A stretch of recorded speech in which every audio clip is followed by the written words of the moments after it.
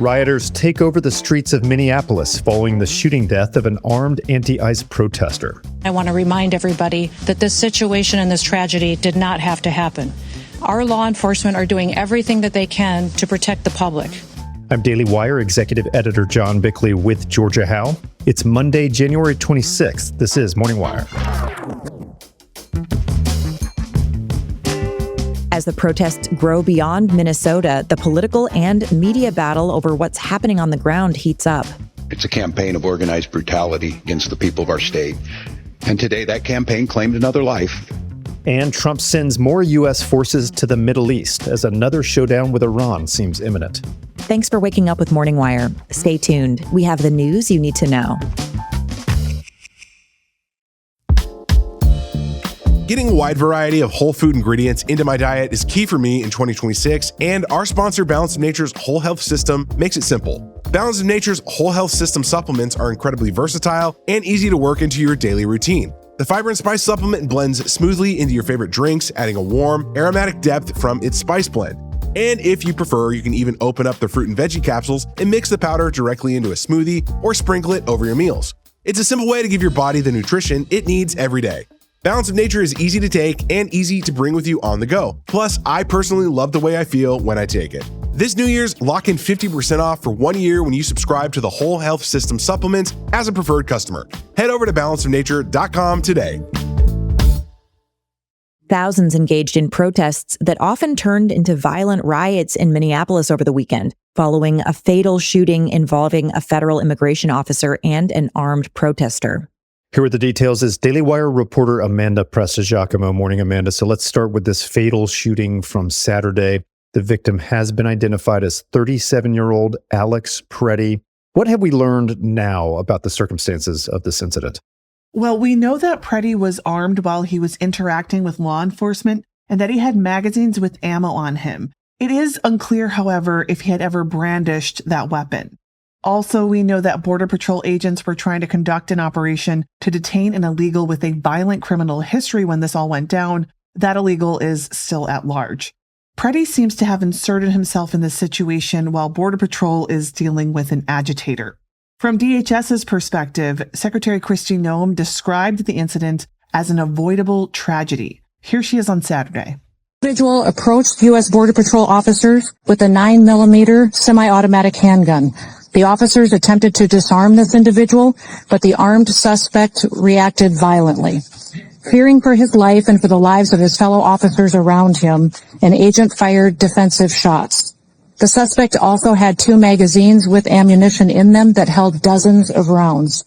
President Trump responded to the shooting just hours after the incident. He noted Preddy's handgun, but he really criticized Democrat leaders in the state for what he said was inciting insurrection. Obviously, that term insurrection is no accident and very much loaded. The president also questioned if these leaders called off local law enforcement so that federal officers would be left unprotected and, create this tragic situation. A serious allegation. And what about the video footage of the shooting that's been making the rounds? What can we see going on there? Right. The footage shows just a lot of chaos going on when Preddy is shot. You can hear agitators blowing whistles, for example. That's meant to distract and cause confusion for officers. And while this scuffle is going on, pepper spray is deployed and an officer reportedly yells, "Gun." That was right before you hear gunshots go off. There have been questions about when exactly Preddy was disarmed, if he was disarmed before the shooting. Analysis from the Wall Street Journal claims that Preddy's handgun was taken by an officer less than 1 second before you hear 10 shots ring out. Warning to listeners, we're going to play a bit of audio from the incident, and it's obviously disturbing.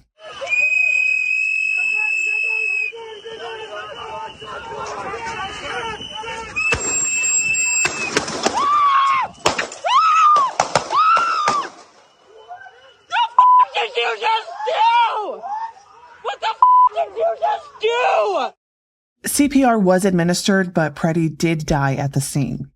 We've also heard from the victim's family. They say that Preddy was a caring ICU nurse at a VA hospital, and they're accusing the Trump administration of telling sickening lies. And in the aftermath of this, things got even more chaotic in Minneapolis. Thousands took to the streets. We've seen reports of a no ICE zone being set up. What have we seen since the shooting in the city? Yeah, I mean, the city was already a powder keg, John, and this fatal shooting really set things off. Yeah. Nome said rioters obstructed and assaulted law enforcement. One officer actually had his finger bit off. There were even direct calls from far-left Antifa members to attack immigration officers. Here's one Minnesota Antifa member named Kyle Wagner in a video. This was posted by journalist Andy No. They f***ed up. It's time to suit up. Boots on the ground. Get your f***ing guns and stop these f***ing people. Vice President J.D. Vance also weighed in. He just recently visited ICE agents in Minnesota. He accused local authorities of working with far-left agitators to, quote, engage chaos in the city. Yet another tragedy in Minneapolis, and the situation does feel like it's spiraling further out of control. Amanda, thank you so much for reporting. You're welcome, John. This episode is sponsored by Brickhouse Nutrition. You've probably heard about those weight loss injections everyone's been talking about, and for good reason. The results can be pretty incredible. But here's the thing, not everyone wants to deal with weekly injections, especially once you start hearing about some of the side effects that can come with them. That's where Lean comes in. It's a weight loss supplement developed by doctors, and people are seeing some pretty impressive results. The ingredients in Lean are backed by research showing they can help lower blood sugar, turn stored fat into energy, and reduce those constant cravings and hunger pangs that can make dieting so difficult. Lean isn't just for people who are looking to drop a couple pounds. Doctors at Brickhouse Nutrition specifically formulated it to be able to help people who are looking to drop 10 pounds or more and are looking for something that actually works. That's what I've been looking for. Adding Lean into my daily routine has given me the confidence that as I'm getting back in the gym and eating right, I'm setting my body up for success in hitting these fitness goals. Let's get you started with 20% off and free rush shipping so you can add Lean to your healthy diet and exercise plan. Visit takelean.com and enter WIRE for your discount. That's promo code WIRE at takelean.com. The deadly encounter between federal immigration agents and a Minneapolis man has ignited a fierce debate among political leaders that could impact all Americans. Daily Wire culture reporter Megan Basham is here now to detail some of those responses and the fallout. So, Megan, what have the reactions been to what took place this weekend? Well, predictably, this incident is having a ripple effect across Washington. And one of the biggest is that Senate Democrats are now saying that they will no longer support a budget deal that had already been passed by the House because it includes funding for the Department of Homeland Security. Democratic leader Chuck Schumer said in a statement released Saturday, and I'll just quote it in full, "What's happening in Minnesota is appalling and unacceptable in any American city. Democrats sought common sense reforms in the Department of Homeland Security spending bill. But because of Republicans' refusal to stand up to President Trump, the DHS bill is woefully inadequate to rein in the abuses of ICE. Senate Democrats will not provide the votes to proceed to the appropriations bill if the DHS funding bill is included." And then you're hearing similar things from Dems like Mark Warner of Virginia and even Patty Murray of Washington, who was the one who negotiated this funding package. They say that they will not pass it if it includes that additional funding for DHS. And while Republicans control the Senate, they only have 53 seats and will need 60 votes to get that budget passed. So Polymarket is now putting the odds of a government shutdown at 80%.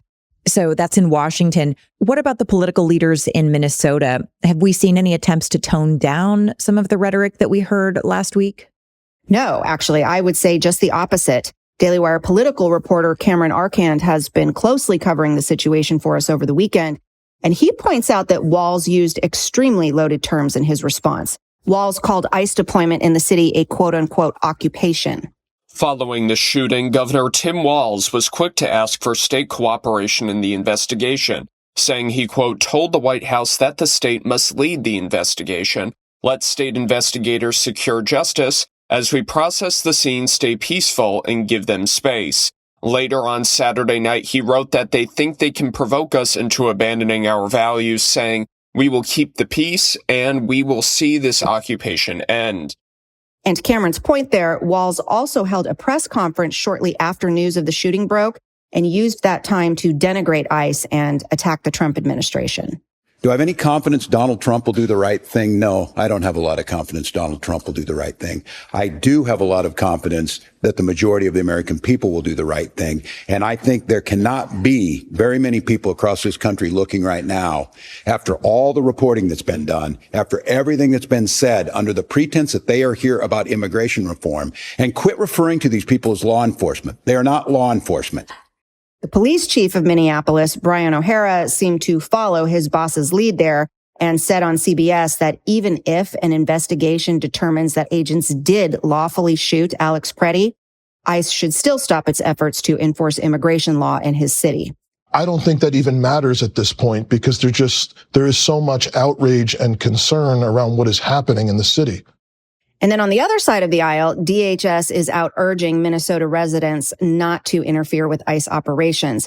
And they're pointing out that these kinds of tragedies are not occurring in other cities where ICE has been deployed because in other cities, local law enforcement are working with ICE and are not encouraging organized protesters to obstruct their operations. This was DHS Secretary Kristi Noem on Fox. We do know that he came to that scene and impeded a law enforcement operation, which is against federal law. It's a felony.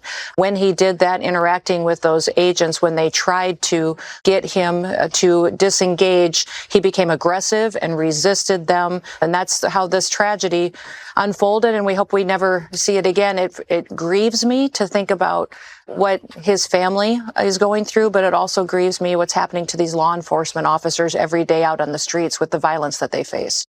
And that was something that was echoed by Deputy AG Todd Blanche. Why? In one city, in one place do we have these problems. We deport 10 times the number of illegal aliens out of Texas than we do out of Minneapolis. Why do we hear nothing out of Texas about any of the same problems that we have in Minneapolis? I'll tell you why. Because in Texas, we have the cooperation and support of local law enforcement so that we can do these operations safely, keeping U.S. citizens and others protected and safe. Now, as Amanda noted, we have heard from President Trump.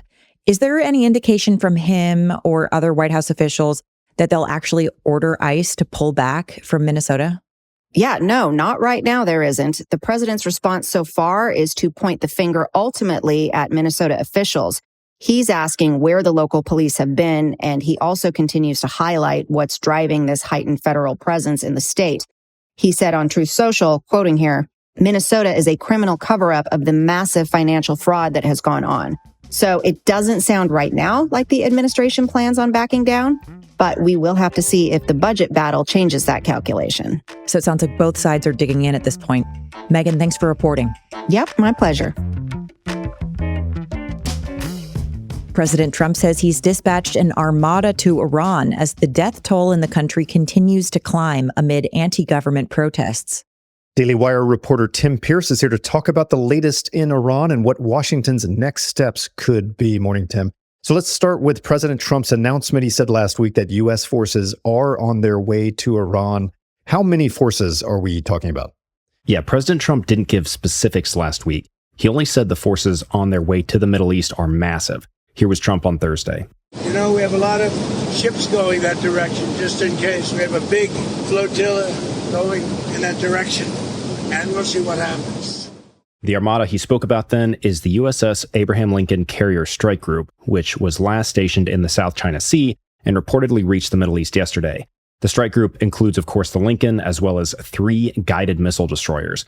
The Lincoln itself is carrying 5 fighter squadrons. More cargo jets and aerial refueling tankers have also been sent to the region too. So when Trump says just in case, what does that mean? What exactly is he watching for? What might actually trigger action? Yeah, it's a good question. The president drew a red line for Tehran a few weeks ago, and it was the mass slaughter of protesters speaking out against the regime. Trump said if Iran cracks down and kills protesters like it has done in the past, we will step in with force and stop it. Now, although reliable information has been tough to get out of Iran, all reports indicate that mass slaughter that Trump warned against has happened and likely continues to happen. The only real question is how many people have died. Officially, the number of deaths from the protests are already in the thousands, but unofficial numbers given by human rights groups, opposition groups, even reports from officials inside the regime suggest that the number of deaths are well into the tens of thousands. According to Time, 2 senior officials in the country's Ministry of Health told the outlet that the death toll over just 2 days on January 8th and 9th could reach 30,000. But the president last week was still hesitant to accuse the regime of forcing our hand. Yet, here's Trump again. I'd rather not see anything happen, but we're watching them very closely. I saw 837 hangings on Thursday, and I said, if you hang those people, you're going to be hit harder than you've ever been hit. It'll make what we did to your Iran nuclear look like peanuts. And an hour before this horrible thing was going to take place, they canceled it. So that was a good sign. But we have an Armada. We have a massive fleet heading in that direction. And maybe we won't have to use it. We'll see.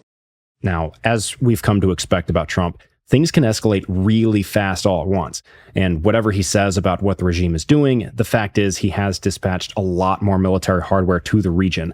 So the possibility of a strike is still very much on the table. Right. Trump's strikes have been swift and caught the enemy off guard so far. Now, on another foreign policy issue, Trump has been very critical of a number of our allies recently over what he says are actions that undermine our national security. Greenland was a major focus, but what's the latest on that front? Well, now that Trump's concerns over Greenland appear to be addressed for now, he has turned his attention to Canada over its move to strengthen ties with China. Earlier this month, Prime Minister Mark Carney said that Canada has reached a preliminary agreement to lower trade barriers with Beijing. But Trump said that if that were to happen, the U.S. would increase tariffs on Canadian imports by 100%. Trump said, quote, if Governor Carney thinks he is going to make Canada a drop-off port for China to send goods and products into the United States, he is sorely mistaken.